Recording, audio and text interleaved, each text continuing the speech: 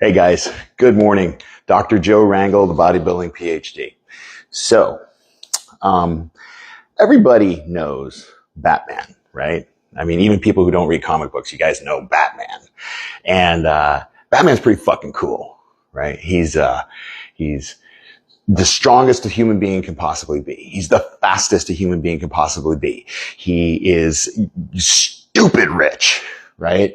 And he kicks major ass, right? I mean, Batman is one of the coolest comic book characters ever invented, which is why we keep having all these freaking movies and cartoons and video games and the comic books, and why people who don't even like comic books still know who Batman is and part of his story, right? He's a part of our cultural ethos, all right? He's an icon. And I love Batman, right? And I'm an old comic book geek, so I have collected comics. Everybody knows Batman's origin story too, right? He's a rich kid and he's with his parents. His dad's a doctor, his wife's a philanthropist, and his mom's a philanthropist, and they come out of a movie, they're walking down an alley, and a bad guy jumps out and tries to rob him, kills the parents right in front of Bruce Wayne, and he's traumatized, and because of that, he spends the rest of his life fighting crime. All right, so cool. Tragic origin story, a la most superheroes. Cool. Here's the thing. If you knew Batman in real life, if he were somehow real, you would not like the guy. Batman, if you actually read the comics, is absolutely 100% focused and driven on his mission of vengeance, right? To reclaim the city from crime after his parents' death. He is so focused on it and so driven on it that he literally pushes away everyone around him, all the other superheroes and all the people that have worked with him, all the previous Robins and stuff. If you don't know, if you're not a comic book reader, the original Robin, Dick Grayson, actually said, "Fuck you," and left him at one point because the guy is such an asshole. All right. He is so focused on his trauma and what happened that he dedicated all of his billions and his entire life to becoming an incredible martial artist, an incredible detective, an incredible scientist. He's got all these incredible abilities that take him right up to the brink of almost being superhuman. But because of that, he's absolutely insufferable to be around. In fact, the guy is almost a sociopath. Okay.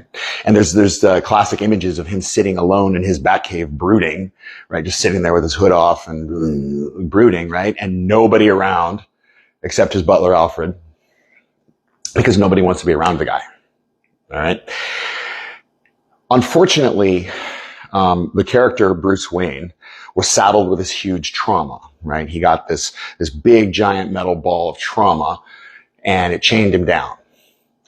A lot of people, when I talk about don't be a victim of your past, don't be a victim of your trauma, a lot of people let that ball stop them. They try and move forward, they can't. It's too heavy.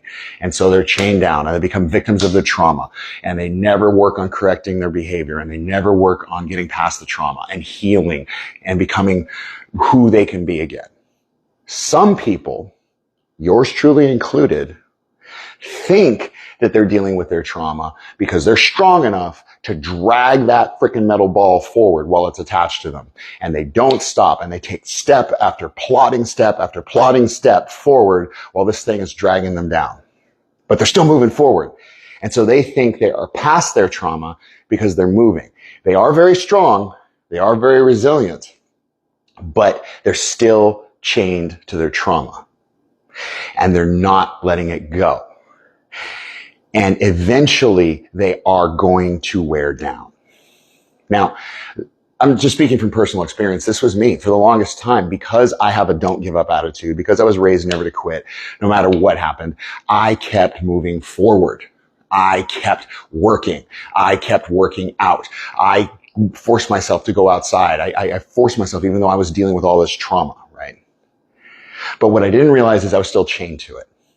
And so what happened is I became, persona-wise, Batman. I became known as the dark, angry, brooding guy in the corner who had nothing to do but focus on what he had to do. And I pushed everybody out of my life. I became a very toxic person. Some of you are doing this. And yes, congratulations to you for your strength, for being able to move forward. It's time to break the chain. But how do you break the chain? Well, here's the part where guys like you and me, where we have a problem because we don't have the tools to do it, right? It's a chain. It needs to be cut. We don't have the tools to do it. And so sometimes we go to our friends and we're like, hey, help me break the chain.